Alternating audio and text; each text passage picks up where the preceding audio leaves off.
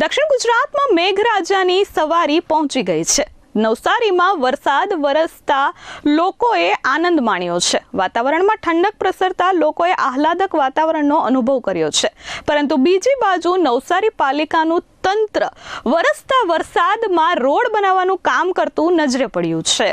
નવસારીમાં વરસાદ વરસતા અનેક વિસ્તારોમાં પાણી ભરાવાની સમસ્યા છે, જ્યારે બીજી બાજુ રોડ પર ભૂવા પડતા વાહન ચાલકોને પણ હાલાકી પડી છે। ત્યારે નવસારી ટાટા સ્કૂલથી વેરાવળ જતા માર્ગ પર ધોધમાર વરસાદની વચ્ચે સિમેન્ટમાં માટી અને કપચી મિક્સ કરીને રોડ બનાવવાનું કામ કરવામાં આવી રહ્યું છે। પાલિકા દ્વારા આ કામ કરાતા લોકો પ્રશ્ન કરી રહ્યા છે કે શું આવી રીતે રોડ બનાવવો યોગ્ય છે? ચોમાસું શરૂ થવાના 4 મહિના પહેલાથી આ રોડનું કામ શરૂ કરવામાં આવ્યું હતું, છતાં સમયસર કામ પૂરું ન થતાં હવે ચાલુ વરસાદે લોલમ લોલ કરી આ કામ પૂર્ણ કરવામાં આવી રહ્યું છે।